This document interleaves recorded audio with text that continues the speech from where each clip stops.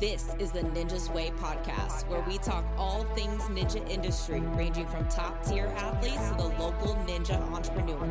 Listen to their journey to success as they conquer obstacles in ninja and in life. This is the Ninja's Way.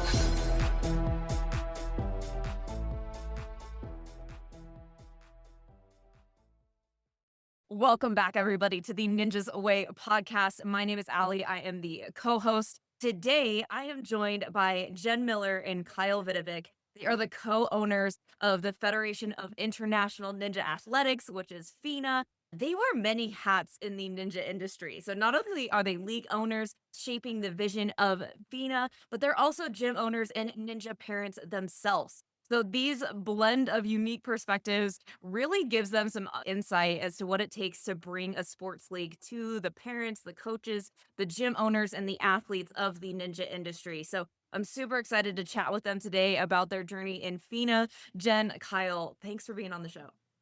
Thanks so much, Allie, for having us. Yeah. Our pleasure. What is FINA? How did it even get started? For those who don't know, can you guys give the listeners a little lay of the land as to what FINA is and how did it get started? Yeah. So Jen's been with FINA since the start. So maybe Jen, give the background of really how Patrick and Roy got it going. Sure. FINA was started by Pat and Roy. They were ninja parents. Pat was also a gym owner, and they had met frequently at competitions as both of their kids were elite ninjas. And at the time, they were traveling to what was then NNL and UNAA competitions. And they, through multiple conversations, got the idea that there was a third league that was needed in the US that sort of had a different approach to ninja competitions that really brought the sport back to its roots. So the ninja versus the course. So really celebrating each ninja's individual achievement on the course itself and not just in relation to the other athletes at the competition. And so they got together, brainstormed up FINA with its, at that time, two distinct styles of courses, a speed and an endurance, so that no matter what your strength in ninja was, there was somewhere for you to shine. And they launched it in time for COVID to hit. And the first season was the 2019 to 2020 into there. So it managed to stick around, though, and has grown significantly. The introduction of Ninja versus Ninja came at the first finals. That was the idea of how to be able to solve who was the best of the speed and the best of endurance. Let's bring them together and have them race on the course to figure out who is the best. And that is what FINA has grown into. We still emphasize the ninja versus the course. It's one of the main pillars of what we stand for, that every ninja deserves a chance to conquer the course, to beat the course, and to be celebrated for their achievements and personal accomplishments on the course. So that's how FINA started, was two parents and a gym owner put together a league based on what athletes, families, and gyms were looking for in competitions. And the rest, as they say, is history. It went from being a group of their friends' gyms hosting FINA to 3 different countries. We've just about, since season 4, which was the last season, Pat and Roy had FINA. We've almost doubled the number of gyms who have participated in FINA in just a couple of years here, and it's continuing to grow. We're continuing to get emails from gyms, family of athletes who just want another type of ninja competition, and we're happy to offer it to them. I love that it's filling this unique void that the two leagues maybe kind of created, right? There was something that was missing, which was this athlete versus the course kind of mentality. I think that you guys really bring that forward with your league. So tell me a little bit about how you two got introduced, and now you guys are new owners, and what do you want to see continue in with that value of athlete versus the course as you guys take over FINA as the new owners? Yeah, it would have been just after season 4, so the 22-23 season. My daughters, they compete, so we go up to Buffalo. We became decent friends with Patrick, who he's got his gym up in Buffalo, and we'd compete in FINA and the FINA finals. And it was time for Patrick and Roy to move on. Their kids were no longer competing in ninja. They were looking for their next chapter, so they reached out to me and, want to see, are you interested in acquiring FINA? Yeah. And it's kind of, I never thought about being a league owner. Yeah. I'm like, let me breathe a little bit here and think. So I said, all right, my wife and I, we're going to pray about it. We're going to see if that's the right step for us in our ninja journey. Okay. And along the way, talking with Patrick. I'm like, you know, I own another business and I have a lot going on in life right now. This is very interesting, but I cannot run the day to day. Yeah. And he's, that's no problem because Jen's here. Yeah. So let me get you in touch with Jen because Jen runs the day to day. Yeah. And that's how Jen and I met. We talked about it where our values lined up really well. Our vision of what we saw FINA becoming and Ninja in general lined up really well as also. I gave Jen some percentages to come on board to be an owner because her excitement is what we're looking for in FINA and in Ninja. We're partners in this together now. And yeah, there's no looking back now. And Jen, if I could just take a moment to brag on you, because I've a lot of connections within the ninja industry, and we got to spend some time together a couple weekends ago at Ninja Connect, which was like one of these first ninja masterminds. And I had so many conversations with people about you and Oh, FINA, dear. of you. No, all good things, all good things. About just like your personal touch that you bring to this and the care that you. Thank you. And we had our friends from Kids First Sports Center, and they were like, was the only person that gave me a personal phone call as to like my questions about the gym. We were doing the spotted certification with Justin Conway, and Justin was telling us this story about how like you wanted to know every athlete in the league, and you personally reached out to him to, I don't know, he had an injury or something. And, he was trying to qualify for FINA. And so you personally reached out to him and was like, hey, there's X amount of athletes, and I think you could get in even though you're injured. So just your ability to create personal connections, to act on these small little pieces of information that are seemingly insignificant, but you take them and make them significant. And I think that this is part of your magic sauce to what you bring into FINA. And so I'd love to just praises to you for doing that, because I think people really need that and this personal touch in the industry. And you guys make it feel like people actually care that you're there and your gym's a part of it. And I think that's really important to the ninja industry. If you could just maybe speak to your perspective or your value as to like, why do you care about these little personal interactions so much? Because relationships and people is the business that we're in. I believe that making the relationships with the gyms and the families, that's the high point of what I do. I love these families. I know them. The people who email me regularly, they're usually like, I'm so sorry to bug you. And I'm like, please bug me. Like, I'm here to be able to help you and answer your questions. Our world can be seemingly very big and busy and out of touch sometimes. And we want people to know that to us, our athletes are not numbers. Yes, you have a Ninja Works ID for FINA, but you are more than just your number. I usually know what your home gym is and where you're competing and how you've been doing on the season. And if things aren't looking great, or if I hear that there's been some sort of injury, I do want to reach out and find out how you're doing. How are you? This sport is a lot more than just a sport to us. I've been a stay-at-home mom for a long time now. My background's in teaching. And I've always been really big and keen on making those relationships with, at the time, students or kids that I worked with. And I've brought that into Ninja. Ultimately, what we're going to remember at the end of the day is how we were treated and how someone made us feel. And if I can bring a little bit of happiness or brightness or that special feeling into an athlete's life on this journey, then all the better. That would be just the joy of my life to be able to do that. I love this sport and what it does for kids and athletes and adults, but ultimately I want people to know that they were seen and that they were important and that they were really truly cared for on this sport journey. Yeah. And like I said, just by osmosis and the conversations that I've had with people, that is the feeling that they get. So I think you're absolutely accomplishing that. I'm And so happy to hear that. Thank you. absolutely. Yeah. From the gym owner perspective, what are the benefits of being a FINA partner gym, and why should they choose FINA over other leagues? I would say one thing that Jen and I we feel we do well is that personal connection with the gyms. We hear it all the time, but we hand out our phone numbers to gym owners, to parents, and they say, just give us a call. We'll answer. Yeah. And they're amazed when we do answer. Yeah. And we text them back right away. And because we're parents too, we understand that we're all in this together. And that's what you get for FINA. FINA is, we are a league for the gyms and for the athletes. And that's really what we focus on. how much have you grown? And at what point do you feel like you won't be able to have that personal touch? Problem of scaling. I don't ever see that personal touch changing. For me personally, I'm lucky enough. We do UNAA, WNL, FINA. We do NSC.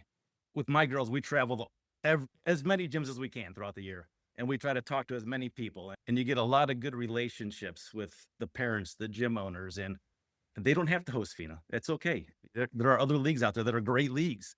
And it doesn't mean that we don't appreciate the gyms that are still hosting all those other leagues. I'll always be out there.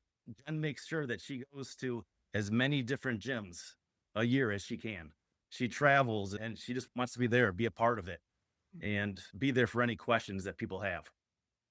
Like Jen said, we've doubled since we've taken over the last 2 years now.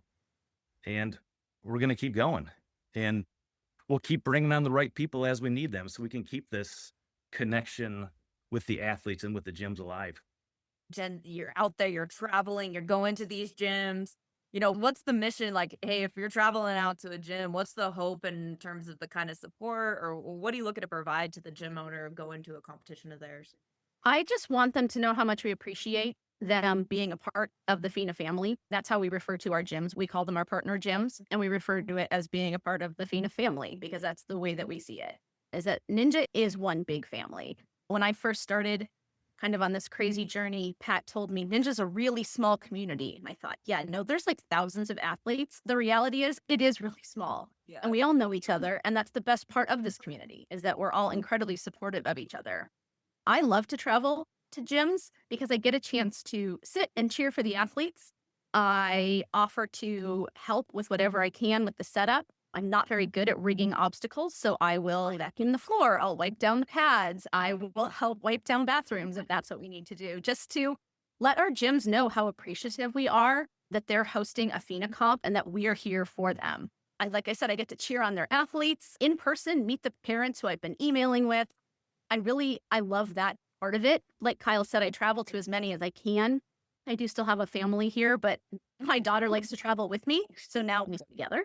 But it's really been an amazing journey to be able to meet these incredible families, athletes, gym owners. This is quite the sport, I have to say. Yeah, you said something there about, I feel like the sport it's growing to the point where you have families like this or gym owners, ninjas that they'll just step in and help anywhere. And then you also have the competitive side or the families that are ninjas and parents that are just like, hey, I'm paying for this. It better be like go off without a hitch and nothing. If it's behind by 10 minutes, we're going to complain or raise a ruckus about the simplest of things. At the World Finals, I'll give you an example. My brand had a booth there and we had lots of conquer athletes and whatnot. But then when I had ninjas going and I had some downtime, I just went like when you guys are, hey, volunteers, yeah, absolutely. Cause like it's more fun to actually help than just stand there and wait. And same thing when you go into gyms like that, helping vacuum, just that itself is like a godsend. I could go on for hours about vacuuming gyms. Like, and it's like a pain point. But no, and I feel like you have that community, whether it's at a competition and things like that, or whether it's in a individual gym. It's like, it's not us versus you. It's we can do this collectively and create a better experience all around. Absolutely. We're all about the sport of ninja first. Whatever is going to make ninja the best is what we want for the sport. That's always our mission is it needs to be good for the sport of ninja. It needs to be good for our athletes and families, and it needs to be good for the gyms. If it winds up being great for FINA, all the better. But really we're a sport, athlete, family, and gym first. You guys put a really impressive show on at this last Worlds event. You guys had a really professional courses, lots of volunteer help. It was ran smoothly. Most of it was on time. I just heard a ton of really good feedback. And you guys are standing shoulder to shoulder with another league that's been doing it for a couple of years additional on top of that. So It was very cool to see you guys come out and put on such a very polished product and provide something really cool here at this last World event. And coming off of World, obviously we're a couple of months removed, but did you guys have any thoughts on this prior season as to how it went and what were the highlights for you guys? Finals was a lot. We took a leap of faith. That's where Ninja wanted us to be, and we learned some things, the things we need to do better. But we're very fortunate to have great people, great supporters that were able to come alongside with us, just help us every step of the way. DGS supplied all of our obstacles, our mat-in. They're just such an amazing company to work with. John, the owner, worked every single day with us, Yeah. moving things John's around. is a Yeah, machine. Yeah. Like, And then obviously Jack, everyone knows Jack from DGS, and he's there setting obstacles up. He's helping design things. It was an amazing event, and I know this next year is going to be even better now that we know we've got our feet wet on a big event. Sure. I know I'm sure Jen has some stuff to say about that. I think we did pretty well. We're always wanting to improve. One of our mission statements is about continuous improvement, and there are certainly areas I think that we could improve that we're already working on. But given that we've had the league for less than 2 years, October would be 2 years. I think we did a pretty good job with finals. Like we listened to what people wanted out of finals and did our best to deliver it in a way that worked for the sport, the families, and the gyms as best we could. Pretty happy with how it went, and I am incredibly grateful for the support that we've been shown from the community, our gyms, our families. I know that those are words that just keep ringing over and over, but they really are the base of what we do. Our families and our gyms are what make up FINA. FINA is not Kyle and I. It's our families and our gyms. And so we were just incredibly privileged and grateful to be able to put on an event like that to showcase the incredible community that we do have. We're already looking forward to next summer about what we can change or adjust or bring back that everybody loved to be able to hopefully do it again. Yeah, and you guys are going to be in Pennsylvania this coming year with UNA and World Obstacle Sport as well. Can you guys talk to me? You guys talked a lot about, okay, the parents, the gym owners, the athletes. What kind of things do you have in place to get this feedback? With talking with you guys, it sounds like you guys have a board and roundtables and some things that you have as a part of your organization. Can you speak to that? How can people get their feedback to you, be involved, and what do you have set up right now to really get this feedback from the community? Yeah. So for the more of the day-to-day during the season type of setup, we have a board, which it's usually between 10 to 15 gym owners from across the country. And we want to get their input. What are they seeing in their area? What are their athletes asking for? What can we do better? What are we doing right? What do we need to change? We know that prices vary based on regions that you're at. Are you still making as a gym? Are you making money? Is there things need to change there? So we have a board that we really lean on a lot just to help guide us through the day to make sure that every step that we're moving forward is the right step that Ninja needs us to move forward. And then obviously Jen sends out a lot of information after our finals event for people to come and give their input on those. And we love seeing that. We love seeing all the great responses that people enjoyed the event. But honestly, to us, it's more important seeing the things that people said we could have done better on. Sure. Because we need to see those for next season so we cannot make the same mistakes. Because although we try, we can't be everywhere and see everything during these events. So it's good to get that feedback. You haven't had any talks of being exclusive, have you? Too soon? We have not. Okay, good. No, the World Finals, like to piggyback as we're talking about the World Finals, you guys, all the athletes there, a lot of athletes and just spectators themselves, like you guys drew a crowd. The head-to-head comps, the speed course, it was exciting and it was fun to watch. And the athletes, because the UNA World Finals are there too, and a lot of people qualify for the UNAA. And then when I'm talking to athletes, I'm like, "Oh, did you do the FINA?" They're like, "No, I wish I did though." Because if they didn't qualify, they're like, "God dang it, I wish I would have though." And I know in our gyms after the fact, we do FINA, or we did in the past too. it's much more popular and the ninjas are excited to do more. As far as I'm concerned, it was a big hit and drew a lot of eyes at the World Finals. Good. We're already expecting additional growth this next year. So our finals we've already set up. We're going to have another set of ninja versus ninja rigs there.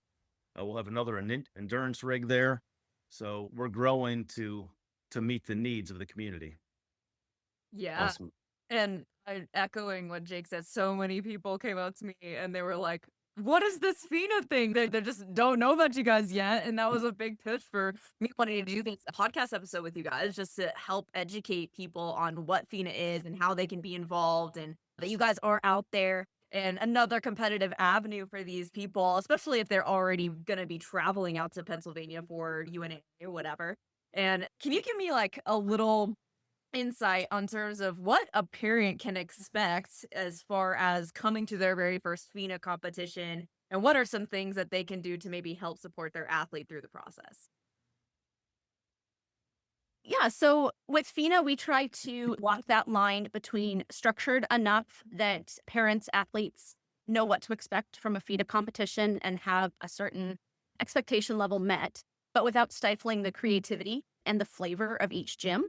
We take big gyms, small gyms, gyms from all across the US, Canada, Australia. Size is not really important to us. What's important is that you uphold the spirit of ninja and that you're able to put on a quality and safe competition.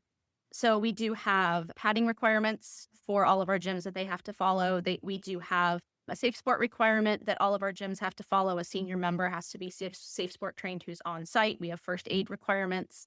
And then our courses themselves have structure requirements. So speed is always 8 obstacles, and it's a specific mix of obstacles. You're not coming into 8 balance obstacles or 8 for body obstacles. It's always a mix.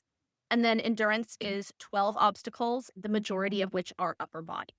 So parents will know walking into a competition if their athlete loves to be really fast, lengthy obstacles, shave the seconds off, they're going to want the speed competition. If you've got a kid who has strength for days and really, thrives on conquering those more difficult obstacles, endurance is going to be the course for them.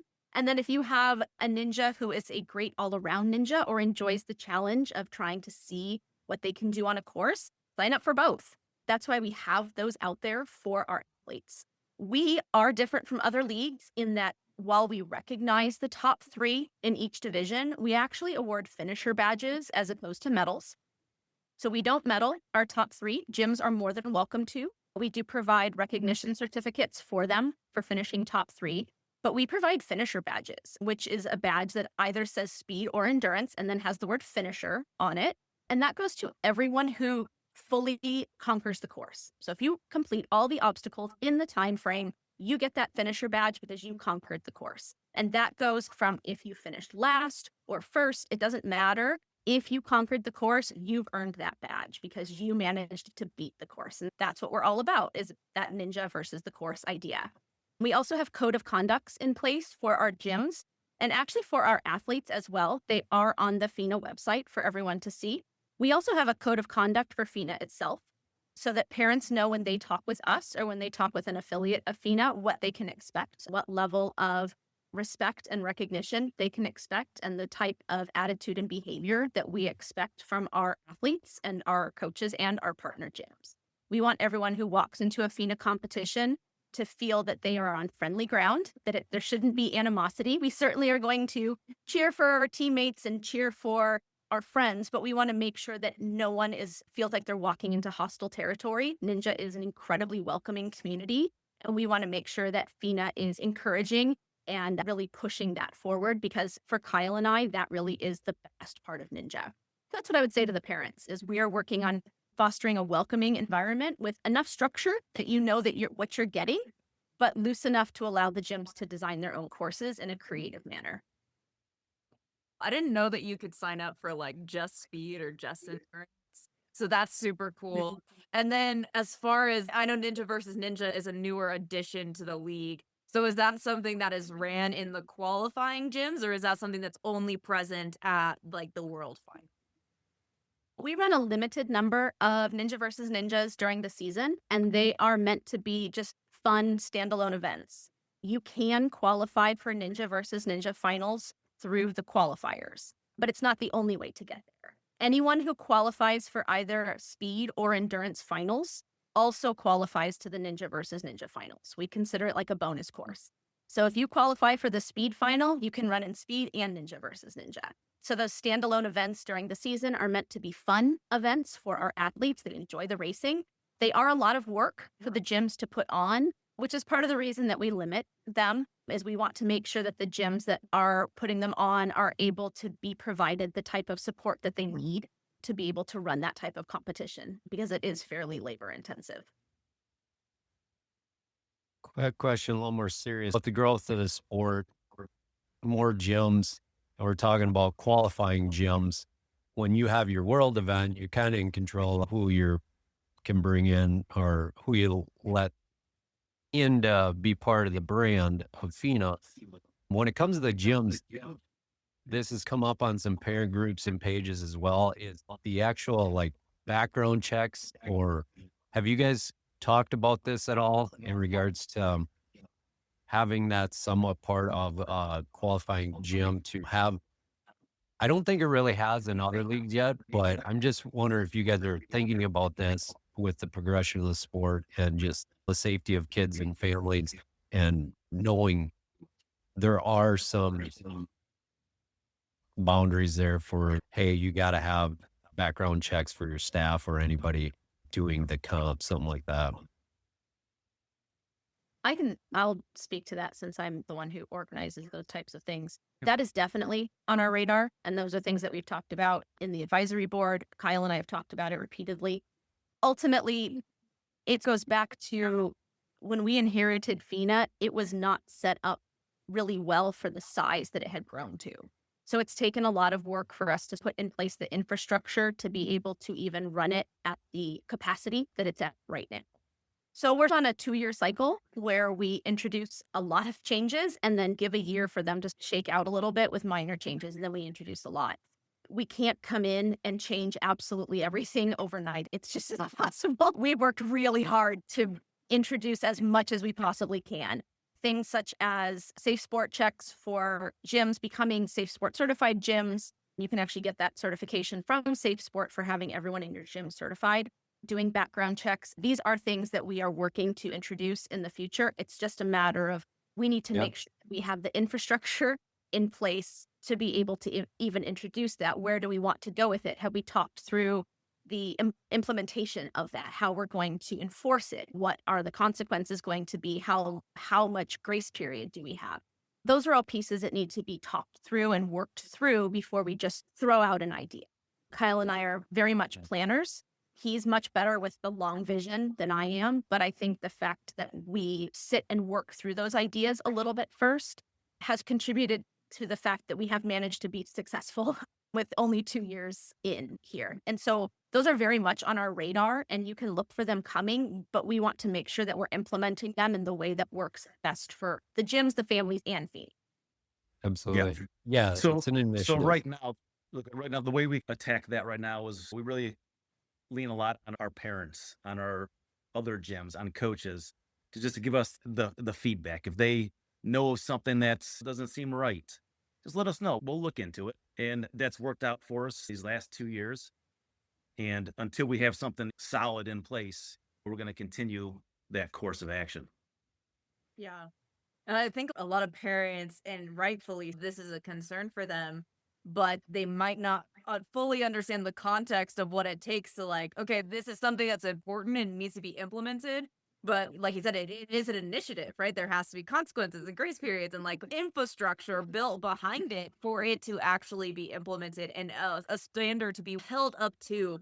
So I'm happy that you guys are taking your time with building those things out for it to actually be something that can be implemented on a wide basis, many gyms, countries, athletes, that kind of thing. Yeah, especially as I mentioned, I have 3 daughters in the sport. Jen has a daughter, so obviously we want to make sure that we're aware of what's going on in the community. Yeah, absolutely. And to your point, Jen, you said it, and that's kind of why I asked it, because it's a lot of gym owners in individual locations.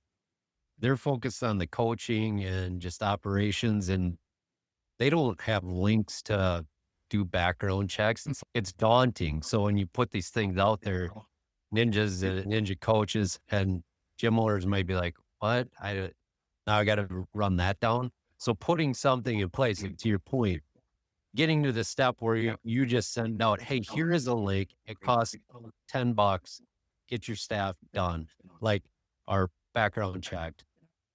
It's a thing. So I'm glad you're already thinking about it. Oh, absolutely. It's something we've been talking about for over a year. We put together a safe sport account. Like I said, we can't introduce these things spur of the moment, sort of shotgun blast. We have to do it in a way that makes sense. So we introduced the safe sport requirements last year, and we set up our own safe sport account so that people can actually get certified through us. But safe sport's the same no matter what you certify with. So we'll take any safe sport certification, but it has to be the US one for US gyms, just for information. But the background checks, you do have to go through certain agencies. You have to get that set up. Who does that information go to? Do you have to have a non-disclosure in place? These are all pieces that we work through. It unfortunately is not a snap your fingers and an easy answer, but please don't ever think that it's not on our mind, because the safety of our athletes is always paramount for us. We're coming into a brand new competitive ninja season. So talk to us about season 7. What can people be looking forward to? Have there been any changes or some new things incoming on season 7? We have more gyms, so we're going to have some East Coast gyms finally. So we're excited about that. We're bringing our World Finals to the East Coast in Harrisburg, Pennsylvania. I know Jen and I are excited to be able to drive to a finals, so that'll be fun. We have some minor changes coming this year. As I said earlier, we're doing a 2-year cycle. We introduce a lot of changes and then have a year with some minimal changes and let those shake out. And then we introduce newer changes again. So this is our 2nd year. The changes that we have are more minimal this year. We do still have the Ninja versus Ninja. And this year, the top 4 in each division will automatically qualify up to the Ninja versus Ninja finals, as opposed to just the first one. When it comes to taking the top 3, so to qualify for sectionals, you have to either fully clear a course, earn a certain number of obstacle points on the season, or finish top 3 in your division. And beginning this year, we will be bumping down over previously qualified athletes for those top 3 positions. So these are based on feedback that we got from gyms and families from this last year of some minor changes that we can make. There's a few rule cleanups just in terms of like endurance courses and replays and errant buzzer presses and things like that we cleaned up in the rule set. But with this being the 2nd year, there's minor changes this year, but finals is going to be big. We're planning for it to be big, and we're only pushing forward. We're not going to back down. So we're not going back to something smaller and less. We're going to keep it going bigger and better. So. Love it. Hey, quick question, but what do you use for scoring? We use NinjaWorks, the NinjaWorks platform for our scoring.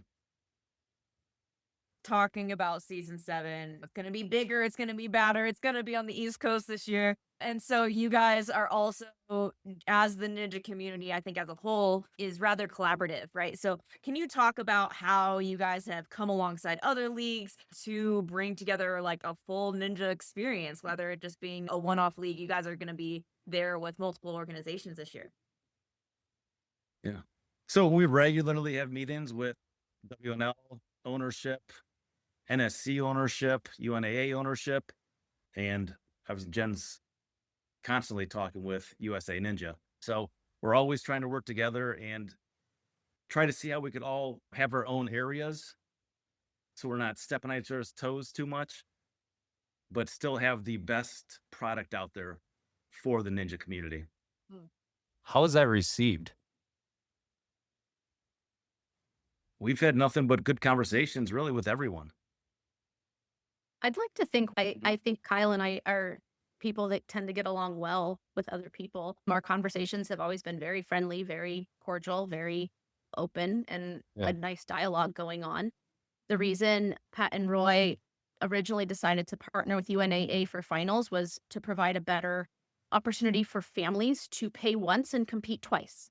Yeah. Ninja's an expensive sport. Traveling to finals is thousands of dollars. So if you're going to pay thousands of dollars for travel, why not have the opportunity to compete in more than one final? That was the original idea there. So we work with UNAA. Like you said, we talk openly with NSC. We've had conversations with WNL, and then I'm the development chair for USA Ninja. So yeah, we work with everyone because we think that's in the best interest of growing the sport. Like we said, we're the sport and the athletes and the gyms first. And if it's good for FINA, then all the better. Yeah. And I guess those are the larger leagues. We also work with quite a few of the smaller regional leagues as well. Yeah, we're Yeah. actually partnering with NCNS this year with their finals as part of our endurance course finals also. Cool. And the FCNS is That's North Central. That's in the Minnesota Midwest area, upper Midwest. North Dakota, Minnesota, South Dakota, nice. Wisconsin. So let's talk long term, right? Where do you see Ninja and FINA as being a part of that going in the next, say, maybe 5 to 10 years? We have big plans for the future of Ninja, which we're not quite ready to release those plans yet. Sure. But we're continuing to grow our adaptive program, which we are just kicking off. We're in beta test mode right now for our adaptive program. So we just had the first beta test comp for the adaptive program. No, that's interesting. You guys actually brought that up. That is something I actually have been working on this summer because of certain circumstances. I race my background, like for fun, I race motocross, and clearly there's consequences crashing motocross. And I had a friend, his son actually crashed and became paralyzed this summer. And he actually brought that up to, hey, do we have obstacles and do we have stuff set up for that? And so I've actually been working on some stuff for that as well. That's something that's close to home for us as well. And that was something that was brought up. You guys introed it a little bit on Ninja, that it was like Ninja's for everybody. But right now, is it really, right? And I think that you guys are trying to attack Right. that problem with this is providing more avenues for people that are in these situations to make it truly for everybody, which I think is a very cool initiative on your guys' part. Looking forward to see what comes of that. Yeah, that's awesome. All right, let's end with this for a question for both of you guys. What does Ninja mean to you? To me, Ninja is it's a lifestyle. It's a community. It's a family. It's what my kids love. It's what I love. It's what really brings us out of Ohio to have best friends across the country. And my kids will say some of their best friends, they get to see maybe 5 times a year. But Ninja is friendships and just, it's a very difficult sport. If you're an adult and you haven't tried it, try it. It is a very difficult sport. It's really Or- fun, but it's hard. Yes. Really hard. But to me, Ninja's about the relationships and making sure everyone has a good experience when they're out there participating in Ninja. Absolutely. Jen, what does it mean to you? To me, Ninja is a mindset that we have. It's about looking at the obstacles in front of you and instead seeing opportunities, seeing a chance to do your best at what's been presented in front of you and possibly surprise yourself. Sometimes it's about doing your best, maybe not having the greatest day, but then getting to stand and cheer while you watch your best friend have their best run ever. Ninja is a mindset about, like Kyle said, community and encouragement and sportsmanship, but it's also about tackling the obstacles in front of you with a smile on your face and the understanding that it may take several attempts, but you will make it there. You will figure out a way to get there. It may not be the way that your friend did it, or it may not be the most orthodox way, or it may take you 6 minutes to get through that obstacle, but you can do it. So to me, Ninja is a mindset, and it's a growth mindset that I think I've benefited from personally, and I've seen my kids benefit from it, and I would love to see more athletes be able to benefit from it as well. Love it. And if you guys are a gym owner listening to this and you have not chosen a league for this upcoming Ninja season, there is still time. And I encourage you guys to check out FINA. There is another option out there, and the ethos of this league might just be the thing that you've been looking for. Guys, how can people reach out to you? What's the best avenue? How can we get connected with you guys? Yeah, website FINA.ninja. Go to email info@FINA.ninja. That's Facebook. me. Yeah. I'll respond That's personally. I Jen. respond to literally every email that comes across my desk that was signed by a person will get a personalized response. There's no bots. I promise. I'm actually answering every email. But yeah, info@FINA.ninja. Yeah. If you have our phone numbers, call us. Molly, If you don't, email us. We'll call you back. I'm We're actually on gonna- call for every Yeah. competition that we run. Gym owners can call me. I send them my cell phone number. They can call me, and I offer day of assistance for all of the comps that we run. Yeah, because we want to be able to make it a personalized experience. So we do. We share our phone numbers. We share our emails. We want to For be as sure. accessible as possible.